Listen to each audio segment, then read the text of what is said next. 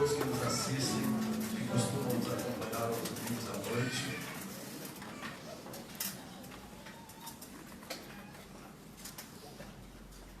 Que possamos desfrutar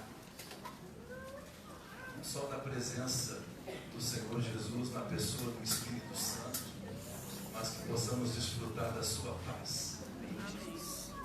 Que a paz do Senhor tranquilize a nossa mente, desacelere os nossos pensamentos, nos faça pessoas mais confiantes.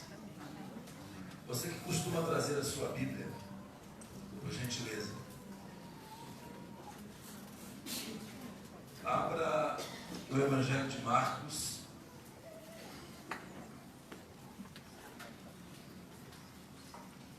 também conhecido como Proto-Evangelho, porque dele os demais evangelhos são derivados. O primeiro evangelho a ser escrito cronologicamente foi o Evangelho de Marcos, sobrinho de Pedro, com certeza frequentou a casa do apóstolo Pedro, com certeza conheceu Maria, mãe do Senhor Jesus, e foi o primeiro evangelho cronologicamente escrito.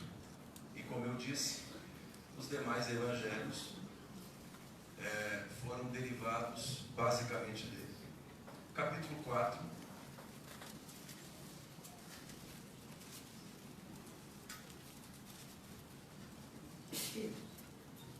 Vamos ler, por gentileza,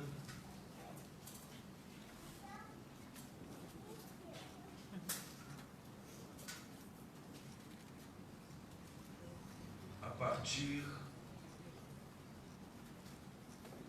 do verso 33.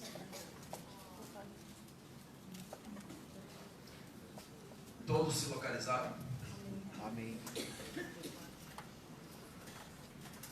E com muitas parábolas, que é uma figura de linguagem, um recurso literário, utilizado por professores, por mestres, tais lhes dirigia a palavra, segundo o que podiam compreender. E sem parábolas e sem figuras de linguagem, nunca lhes falava. Porém, tudo declarava literalmente, em particular, aqueles que andavam com ele e que eram chamados de discípulos. Verso 35. Naquele dia, sendo já tarde, disse-lhes: passemos para o outro lado. E eles, deixando a multidão, o levaram consigo, assim como estava, no barco. E havia também com ele outros barquinhos. E levantou-se grande temporal de vento, e subiam as ondas por cima do barco, de maneira que já se enchia. E ele estava na popa, dormindo sobre um travesseiro, uma almofada. E despertaram-no, dizendo: Mestre, não te preocupas, não se te dá que percamos ou que pereçamos? O Senhor não se importa que o barco afunde? E ele, despertando, repreendeu o vento e disse ao mar: cala-te, aquieta-te. E o vento se aquietou e houve grande bonança. E disse-lhes: por que sois tão tímidos? Ainda não tendes fé? E sentiram os discípulos um grande temor, e diziam uns aos outros: mas quem é este, que até o vento e o mar lhe obedecem? Nós temos aqui um episódio da da vida de Jesus que não é simplesmente um episódio. Eu me atreveria em dizer que nós temos diante de nós uma parábola viva. Por quê? Porque cada frase dessa pequena narrativa tem aplicação prática às nossas vidas. Aliás, tudo o que Jesus disse e fez, com certeza contém alguma coisa, algum ensinamento que pode ser aplicado à nossa vida. Por isso nós precisamos estar atentos. Mas eu quero contextualizá-los, como sempre faço, no tempo, geograficamente, para nós sabermos onde Jesus está. Jesus está mais ou menos com 31 anos de idade. Ele já começara o seu ministério público. Ele já tinha sido batizado por João Batista. Então todos os holofotes, não só do mundo espiritual, mas todos os holofotes estavam sobre ele. Ele era o Nazareno, o filho de José, o carpinteiro, o filho de Maria, que dizia e fazia coisas espetaculares. E a multidão afluía a ele o tempo todo, porque à época não existia SUS, Sistema Único de Saúde. Não. À época, algumas doenças eram consideradas possessões demoníacas. E as pessoas que as tinham eram tidas como amaldiçoadas por Deus. Então era uma época muito difícil. E Jesus Cristo, então, ele estava em sala de aula, ele estava doutrinando os discípulos de uma forma teórica e ele decidiu levá-los à prática. É por isso que a primeira palavra que eu gostaria que você sublinhasse, a primeira frase que me chama a atenção é naquele mesmo dia. E isso é muito importante para nós, porque o começo do verso 35 necessariamente nos remete ao que Jesus Cristo vinha fazendo até ali, até o verso 35, quando ele diz naquele mesmo dia, mas que dia era esse? Toda vez que a Bíblia enfatiza um dia, é para que nós olhemos atentamente para ele. Que dia é esse?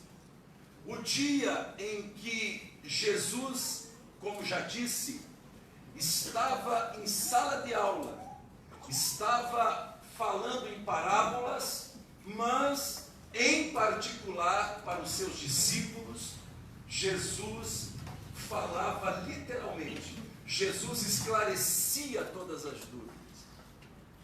Interessante que nesse mesmo dia, Jesus propositadamente resolve fazer os discípulos dele passarem do primeiro grau para o segundo grau, passarem de um patamar de compreensão espiritual inferior para um superior. Então Jesus decide mover com as peças do tabuleiro. Jesus decide mostrar para os discípulos quem realmente ele é, ou quem ele era. Ele decidiu mostrar para os discípulos. Por isso que nós, quando continuamos lendo, no verso 34, nós lemos que o Senhor pede para que passemos para o outro lado. Vejam só no verso 35.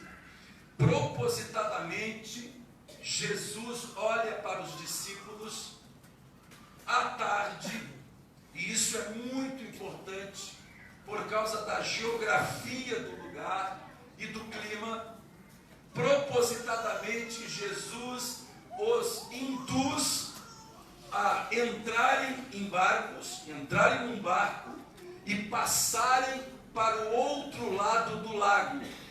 Eles estavam em Cafarnaum e Jesus os convida para atravessarem o lago até a terra dos Gadarenos. Só que Jesus, ele faz isso propositadamente, porque o propósito de Jesus era fazer com que os discípulos melhorassem a sua compreensão sobre ele, para que os discípulos amadurecessem, para que eles passassem realmente da teoria para a prática, para que eles realmente passassem de uma imagem de Deus, do Deus da sua infantilidade, para o Deus da sua maturidade. Jesus queria e quer que cresçamos em relação à nossa compreensão a Ele e a sua palavra. Esse é o crescimento. Como escreveu o apóstolo Pedro: crescei na graça e no conhecimento de nosso Senhor Jesus Cristo. Então Jesus, ele arruma o cenário para isso. E propositadamente, à tardinha, sabendo das condições climáticas, eu até preparei para vocês um quadro pintado por um pintor holandês em 1633, intitulado A Tempestade do Mar da Galileia. Um pintor holandês. Eu ia mostrar para vocês esse afresco, essa pintura, para vocês terem a noção do que significou para os discípulos embarcarem num barco à tardinha para atravessar o lago. Jesus sabia, como Deus, que no meio do lago uma tempestade iria alcançá-los. Jesus sabia disso. Portanto, propositadamente, Jesus os leva para o perigo. Por que Jesus os leva para o perigo? Porque Jesus Cristo sabe que a única maneira de nós nos enxergarmos e de nós percebermos que tipo de Deus nós carregamos conosco é diante do perigo. O perigo, ele tem o poder de fazer com que nós nos percebamos. Ele tem o poder de fazer com que nós venhamos a nos questionar e a questionar o próprio Deus. Porque uma coisa é a religião teórica, uma coisa é a religião dos domingos à noite, uma coisa é uma leitura superficial dos evangelhos, uma outra coisa bem diferente é a prática dos evangelhos, é a aplicação da palavra de Deus na nossa vida, no nosso dia a dia. Jesus sabia disso. Então, propositadamente, Jesus leva os discípulos para o perigo. Assim como, após o seu batismo, o batismo de Jesus, o Espírito Santo de Deus propositadamente levou ele para onde?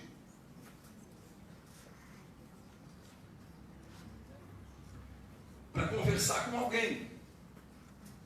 Propositadamente, após o batismo, o Espírito de Deus leva Jesus ao deserto. Por que ao deserto? Deserto pressupõe solidão. Deserto pressupõe que não há recursos. Só há você e Deus. E aquilo que você carrega como conteúdo na sua consciência, na sua memória.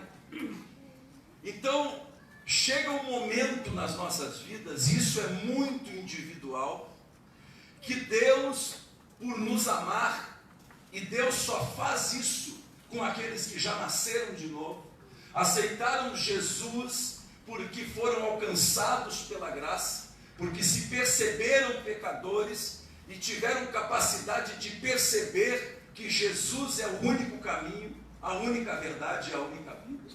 E essas pessoas então se jogaram na graça, aceitaram Jesus, e em contrapartida o Espírito de Deus entrou dentro da vida deles e fez com que nascessem de novo para uma nova vida.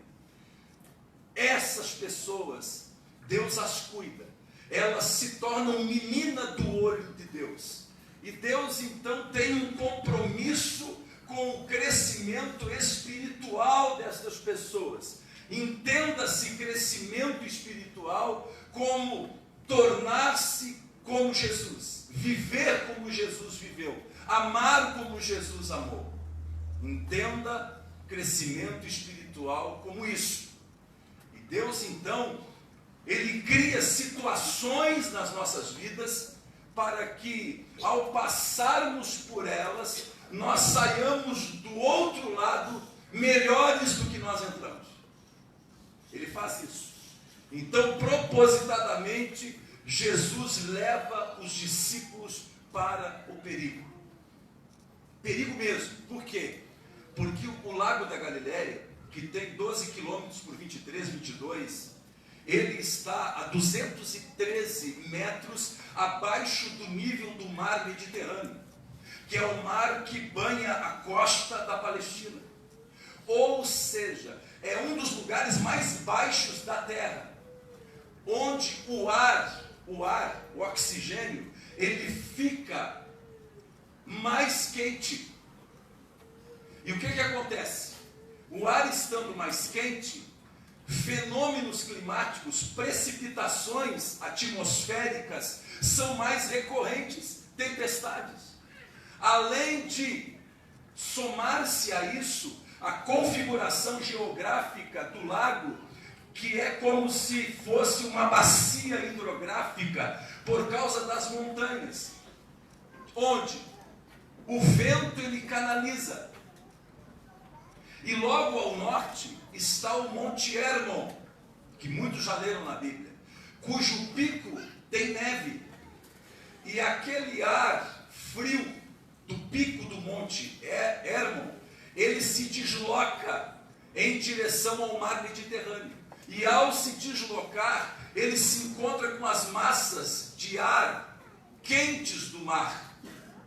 E acontece esse fenômeno climático que a gente chama de orvalho.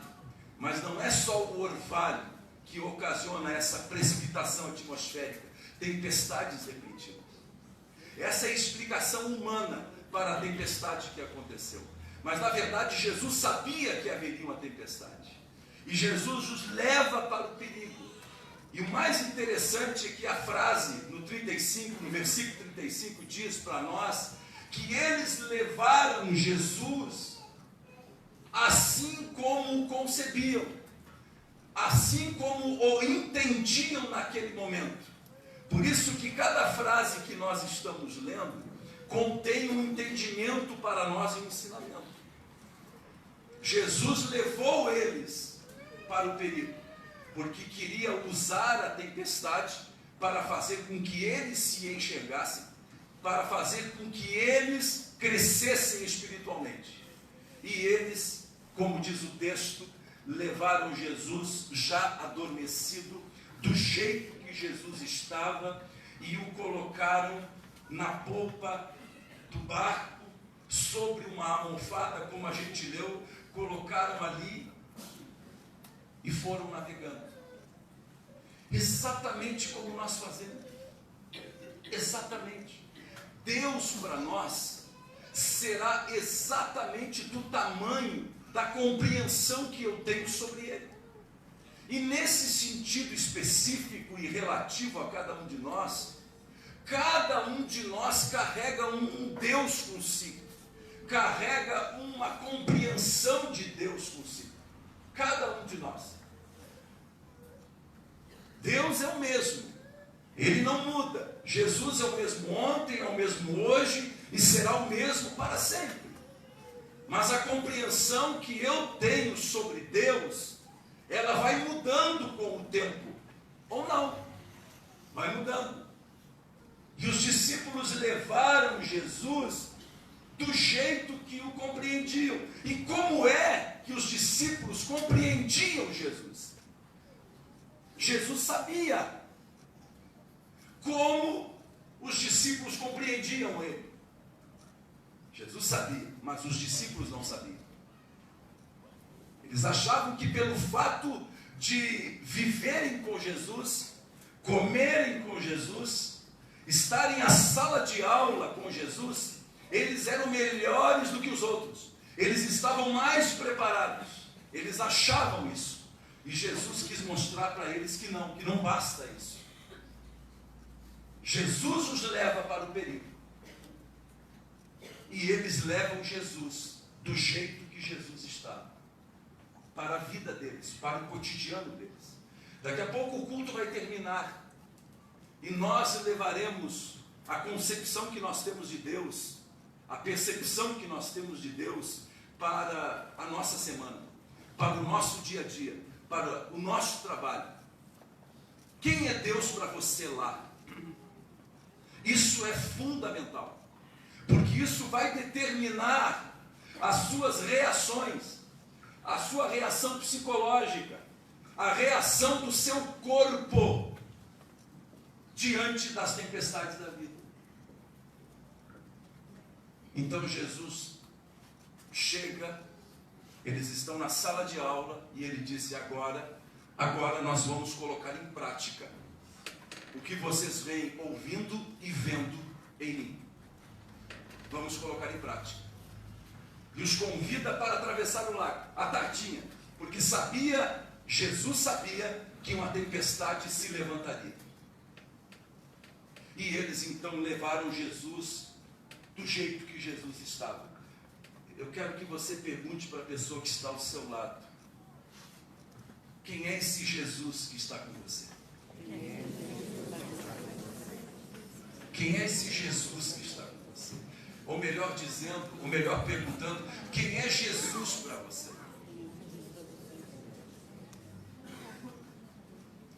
Algo que passa despercebido na leitura, também no verso 36, é que outros barcos foram sem saber por que estavam indo. Aliás, se você ler atentamente, eles levaram Jesus como estavam, e com ele foram outros barquinhos. Isso é muito perigoso, a gente ir atrás de Jesus pelas razões erradas. Esse povo do barquinho é aqueles que iam por causa do pão, por causa do peixe, por causa da cura. Eles estavam indo e não sabiam que seguir Jesus Cristo é algo sério, e que pelo fato de estarmos seguindo Jesus, a qualquer momento tempestades se levantam na nossa vida. Eles não sabiam disso. Quando a gente fala da tempestade e dos discípulos ali, a gente esquece que com o barco dos discípulos estavam outros barcos que foram também atingidos pela tempestade. E a gente não sabe se esses barcos foram à deriva. Porque em 1992, em março de 92, está documentado que houve uma tempestade no lago e ondas de 10 metros foram documentadas. 10 metros, chegando no centro da cidade de Tiberíades, que é uma cidade litorânea ali. Então, o texto não diz o que houve com os outros barquinhos. E você, fazendo uma aplicação para os dias de hoje, você vai perceber que aqueles que se atrevem a seguir Jesus para conseguir algo, para que Deus faça algo na vida deles, ou para que Deus faça algo na família deles, ou para que Deus os ajude a conquistar, essas pessoas não têm noção que elas podem também ser apanhadas por uma tempestade. E aí nós começamos a entender porque muitas pessoas começam a seguir Jesus e não vão até o final, e não continuam por causa dessas tempestades. Então esses barquinhos foram, mas chegou um momento como diz o verso 37, que a tempestade chegou. A tempestade chegou. E a tempestade vai chegar. E se você é ser humano como eu, várias vezes na sua vida, as tempestades chegaram. A gente não existe um termômetro que meça o tamanho das tempestades, para dizer que as minhas tempestades são maiores do que as suas. Aliás, isso não existe. Para mim, as suas tempestades podem ser menores, mas para você, especificamente, tem um impacto muito grande. E o texto diz que a tempestade os alcançou. E vejam um detalhe: a tempestade, ela nos alcança, mesmo que Jesus esteja no barco conosco, mesmo que sejamos cristãos de verdade, mesmo que tenhamos o Espírito Santo, mesmo que nós, de alguma forma, estejamos servindo a Jesus, as tempestades nos alcançam. Aliás, Jesus já havia nos alertado: no mundo vocês terão aflições. Então não se animem com o fato, de vocês serem meus seguidores, porque isso não vai isentá-los dos problemas da vida. Mas lembrem-se de uma coisa: eu estarei convosco todos os dias, e eu tenho algo para dizer para vocês: eu venci o mundo. Então vocês podem contar comigo. A tempestade chega. Interessante que às vezes Deus cria a tempestade para nós. Às vezes Ele não cria a tempestade. E eu arriscaria dizer que na maioria das vezes, através das nossas escolhas precipitadas, ou escolhas que carecem de um certo conhecimento, nós criamos a nossa própria tempestade, as nossas próprias tempestades. Nós criamos. Através de decisões precipitadas, de decisões emotivas, nós criamos. Deus não criou para nós essa tempestade, mas Deus acaba usando essa tempestade de uma forma pedagógica, de uma forma instrutiva, para fazer com que a gente, se nós deixarmos, passemos da teoria para a prática, passemos da nossa infância espiritual para a nossa adultez, para a maturidade espiritual. Nós precisamos disso. Jesus vai dizer para os discípulos que o Deus que eles carregavam com eles precisava morrer. Porque se aquele Deus que a gente carrega dentro da gente, o Deus da escolinha bíblica dominical, o Deus da infância, o Deus que a gente imagina que existe só para realizar os nossos desejos mais profundos, o Deus que nos acude a todo momento, esse Deus precisa morrer. Porque existe o Deus de Jesus, o nosso Pai, que às vezes olha para nós e diz assim: você precisa de um perigo.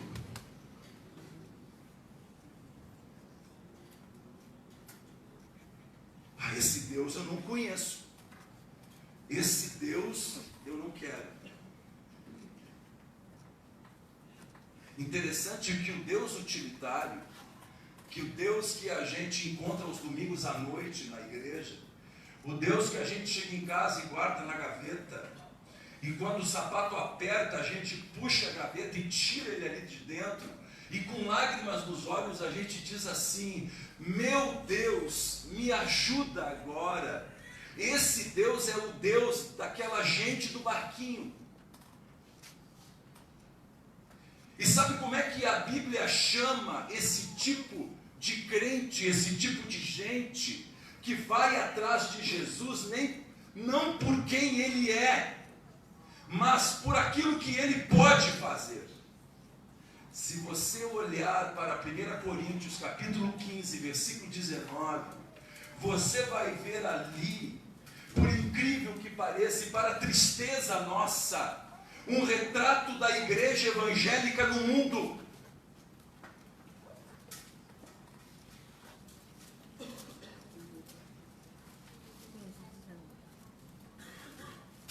Escrevendo sobre a ressurreição, Paulo diz aos coríntios, e também a nós, aqueles que esperam em Jesus Cristo somente para esta vida, achando que Deus só presta para esta vida, são o quê? São o quê? As piores criaturas da face da terra. Se você é um evangélico, uma evangélica, que está na igreja, porque até o momento tudo está dando certo para você, até o momento Deus tem respondido a todas as suas orações, abra o seu olho, porque chegará um dia na sua vida, que Deus vai olhar para você e vai dizer, eu não vou responder a sua oração, porque se eu responder essa sua oração, a resposta a essa oração vai terminar com a tua vida. Vai chegar um momento que em meio à tempestade, em meio à iminência do divórcio, em meio ao diagnóstico de uma doença crônica ou terminal, em meio a uma perda repentina, em meio à tempestade, você vai gritar, e Deus não vai falar. E isso nos leva a outra frase, que tem muito a nos ensinar no texto. Jesus estava fazendo o quê enquanto eles gritavam por ajuda? Jesus estava dormindo. Se você, como eu, às vezes parece que o céu do nosso quarto é de bronze. Parece que Deus não está nem aí para conosco. E a gente pergunta e Deus não responde. A gente pergunta por quê. E a única resposta que a gente ouve é o silêncio. Os discípulos estavam apavorados. O divórcio estava chegando. A doença estava progredindo. Os filhos estavam cada vez mais entrosados, com companhias duvidosas. E estavam cada vez mais em contato com drogas. E eles clamavam a Deus e Deus não respondia. E o silêncio de Deus nos adoece mais do que a própria doença que a gente tem. Porque a gente pergunta para Deus por quê e Deus não responde. E é o momento de maior perigo na nossa vida, você sabe por quê? Porque quando Deus resolve não responder, parece que outras vozes se levantam. E aparecem os profetas com as suas profetadas de plantão. Algumas pessoas, até por compaixão, querem nos dar uma palavra positiva, porque nos veem cabisbaixos, deprimidos, tristes, e elas dizem para nós, não, vai dar tudo certo, tudo bem. Outras pessoas que já sofrem de delírio e algumas até de esquizofrenia, porque a religião ela tem esse condão de fazer com que o fanatismo faça com que as faculdades mentais de uma pessoa fiquem avariadas. E nós encontramos muitos profetas que na verdade são esquizofrênicos, que vivem numa realidade paralela. E a gente encontra esses profetas cujo objetivo é só explorar as pessoas, e eles começam a dizer, olha, fizeram uma macumba para ti.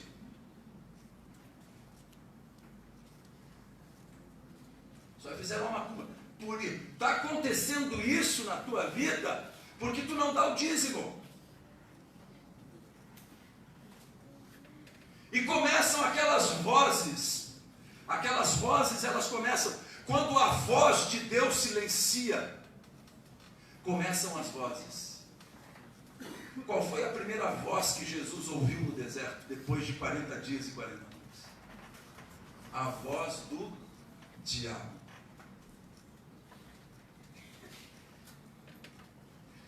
O mesmo Deus que revela é o mesmo Deus que retém. Quando Deus retém e não nos responde, Ele está nos dando uma oportunidade de crescermos na fé. Mas quando Ele revela para nós o porquê e os porquês das nossas dúvidas, Ele nos dá a oportunidade de racionalizarmos a nossa fé, de nós entendermos aquilo. Eles estavam na tempestade. Quem sabe hoje, senhora, senhor que está aqui, jovem, você está numa tempestade.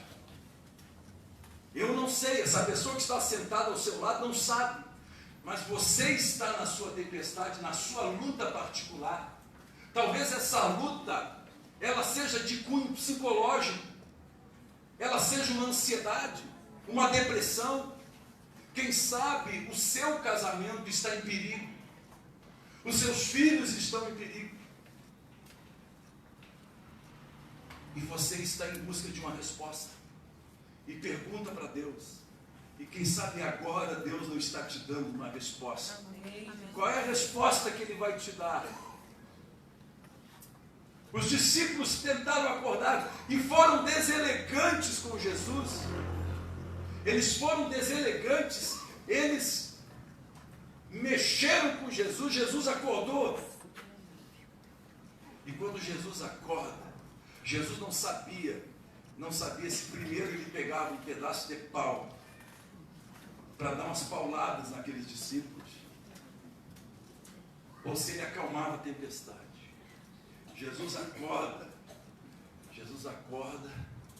ele olha o barco quase afundando, literalmente, as ondas entrando.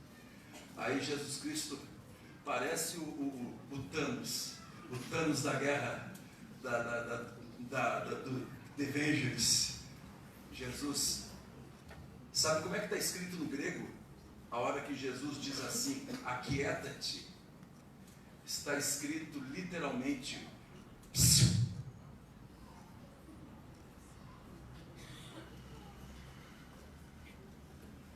Jesus olha para a tempestade e Jesus, psiu, e o vento cessa, e a tempestade cessa. Aí Jesus olha para aquele malego e diz assim, vocês, sabe o que essa tempestade revelou e que eu queria que revelasse? Primeiro, que vocês são homens de pouca fé. Segundo, que para vocês eu sou mais um profeta e mais um rabino. Fique sabendo agora, todos vocês, que eu não preciso de processos e de métodos para resolver os problemas de vocês. Um único salto meu, uma única palavra resolverá a vida de cada um de vocês. Vocês não perceberam, mas quem estava dormindo ali criou a tempestade. Criou a tempestade. Eles não perceberam, apesar de estarem em sala de aula, apesar de frequentarem a igreja, apesar de fazerem cursos de discipulado, eles não perceberam que aquele que estava no barco da vida deles era poderoso para acabar com o nosso sofrimento a hora que Ele quisesse. Eles não perceberam que até mesmo no silêncio há um propósito de Deus. Eles não perceberam que nós precisamos de tempestades. Eles não perceberam que para nós passarmos da teoria para a prática, a gente precisa de tempestades. Eles não perceberam que para eles conceberem um Deus poderoso, um Deus inabalável. Eles precisariam matar aquele Deus que eles tinham na cabeça deles, que não era um Deus, era um profeta, um representante de Deus. Não, Jesus não era representante de Deus, Jesus era Deus. Eis uma grande diferença. Ele era Deus. E Jesus se levanta e revela. Revela a tempestade, revela isso. Revela isso. Que para eles, Jesus era menos. Eles não perceberam que Deus, acordado e dormindo, Ele continua sendo Deus. Deus falando ou não falando, Ele continua sendo Deus. Deus curando ou não, Ele continua sendo Deus. Deus convertendo você que está aqui e ainda não se converteu, Ele continua sendo Deus. E sabe por que você que está aqui e ainda não se converteu? Porque Deus não quis. Porque se Deus quisesse, você já tinha caído do cavalo há muito tempo. Sabe por que a sua família não se converteu? Não é porque a sua fé é pequena, é porque Deus não quis. Sabe por que Ele não responde a tua oração? É porque Ele não quer. Ele ouve, mas Ele não responde. Mas vamos iludir as pessoas e dizer que Deus faz tudo o que elas quiserem. Deus não está preocupado com a sua felicidade. Deus está preocupado com a sua salvação. Vou repetir. Deus não está preocupado com a sua felicidade pessoal. Deus está preocupado com a sua salvação. E Ele está trabalhando para que você passe da teoria para a prática. Passe da infância para a adultez. Mas para isso, Ele vai te levar para tempestades. Porque você só se vê, e eu só me vejo, quando eu estou na iminência de um perigo. Quando a minha vida, quando a minha família está em risco. Eu me enxergo. E eu vejo quão pequena é a minha fé. Eu percebo que Deus para mim é alguém distante. É alguém que ainda me culpa por alguma coisa. É alguém que eu não consigo manipular. E quando a gente percebe isso, Jesus diz para nós: você começou a crescer. A entender que eu sou o Senhor. Que eu criei as tempestades. E com apenas eu posso acabar com elas. Apenas um toque, apenas uma palavra, porque eu sou o Senhor que te guarda. Elevo os meus olhos para os montes, de onde me virá o socorro? O meu socorro vem do Senhor, que fez os céus, a terra e os mares. Aliás, o guarda de Israel não dorme, não dormita nem pestaneja. O guarda de Israel está atento. A mão do Senhor está sobre a sua vida, se você se pôs debaixo da mão dele. Porque Deus não põe a mão sobre a cabeça de ninguém, se este alguém não se põe debaixo da mão dele. Jesus não será o seu pastor se você não se fizer ovelha dele. Deus não te guardará se você não fizer dele o seu refúgio e a sua fortaleza. Eu quero convidar vocês para nós fazermos uma passagem. Já é tarde, disse Jesus, mas nós vamos atravessar o lago. Vamos porque vocês precisam passar. Porque eu percebo que vocês carregam uma imagem de mim que não reflete a minha realidade. Mas não é verdade. Vou mostrar para vocês que é verdade. Quando a tempestade vier, vocês vão revelar quem vocês são. E Jesus olha para eles e diz: homens de pouca fé. Vocês achavam que tinham fé, mas vocês não tinham. Vocês achavam que me conheciam, mas vocês não me conhecem. Vocês conhecem os textos da Bíblia. Vocês conhecem alguém falando sobre mim. Mas, será que vocês me conhecem pessoalmente? E nessa Santa Ceia, eu gostaria que nós ficássemos pensando sobre isso. Ficássemos pensando. Que Deus nós levamos conosco. Tem pessoas que não levam Deus nenhum, elas levam uma religião. Dizendo assim, eu sou católica, eu sou protestante, eu sou espírita, eu sou isso. Essas pessoas não carregam Jesus, elas carregam uma religião com elas.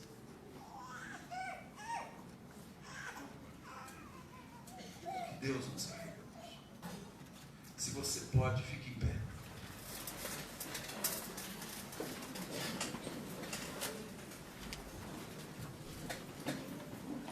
Jesus reuniu eles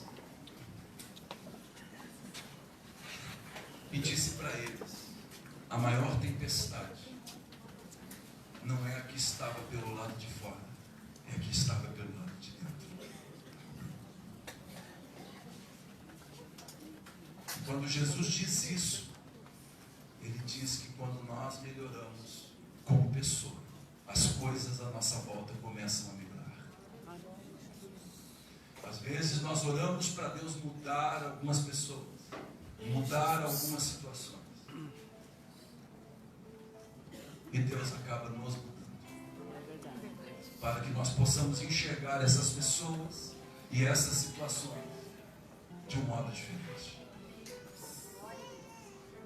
Quem sabe você está numa tempestade. Eu não sei. Quem sabe o nome da sua tempestade chama-se sentimento de culpa.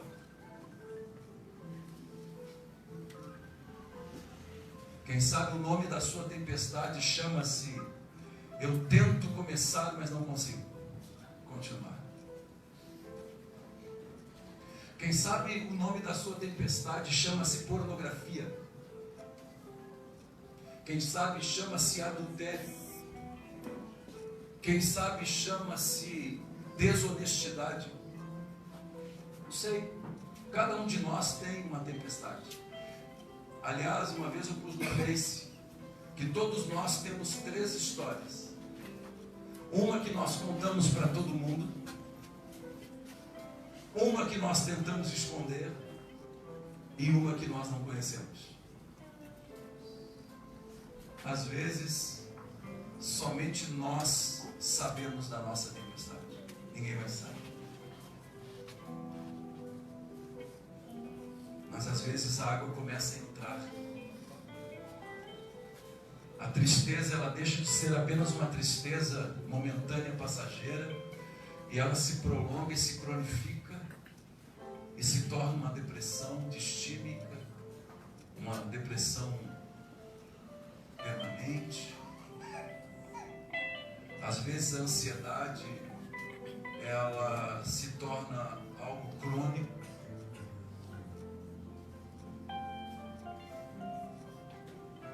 Às vezes a gente se pergunta, meu Deus, eu só atraio coisa ruim. Nenhum casamento para mim deu certo. Começo e eu só atraio, por incrível que pareça, pessoas que me judiam, que me maltratam. As tempestades têm vários nomes. Mas eu quero afirmar para você aqui que aquele que dorme com a cabeça no travesseiro, ele é maior do que qualquer tempestade. E a qualquer momento o meu Redentor se levantará, disse Jó. A qualquer momento o meu Redentor se levantará em meu favor. A qualquer momento, através de um Deus vai se manifestar. E Ele vai começar a mudar a sua vida. Glória a Deus. Mas Ele não vai mudar a sua vida se não mudar a sua cabeça. É Deus.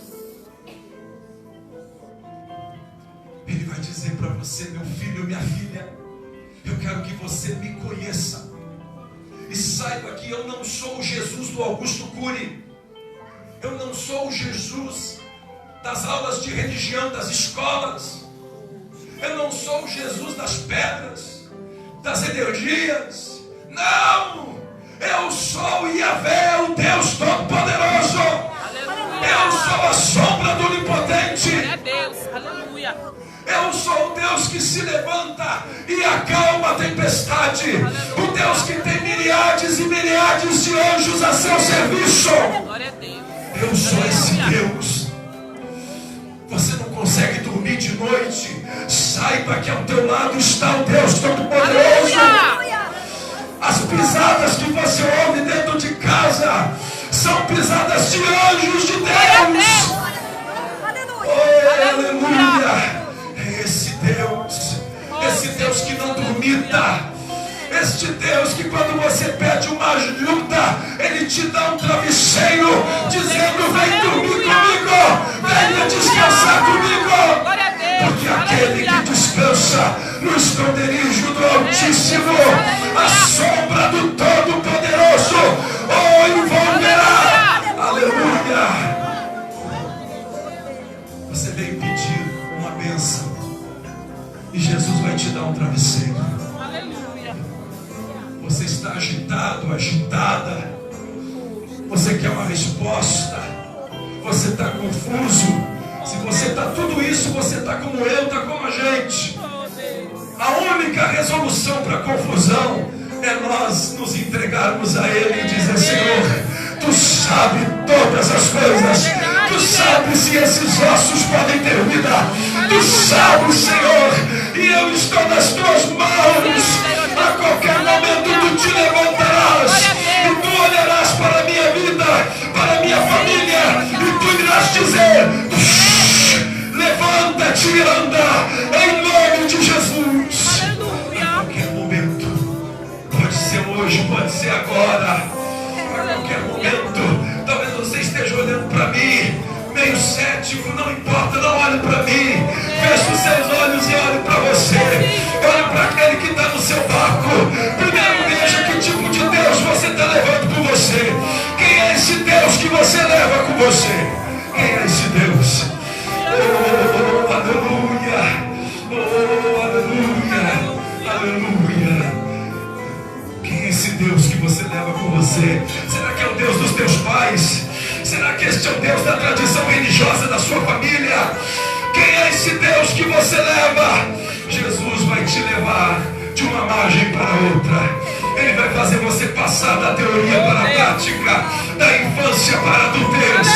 Mas você, se você precisa crer, você precisa levantar as suas mãos e dizer: Senhor, me leva, me leva, me leva, não se apavore. Se Deus te levar do perigo, saiba que a sua mão e o seu cajado estão com você. Saiba que o Senhor é o teu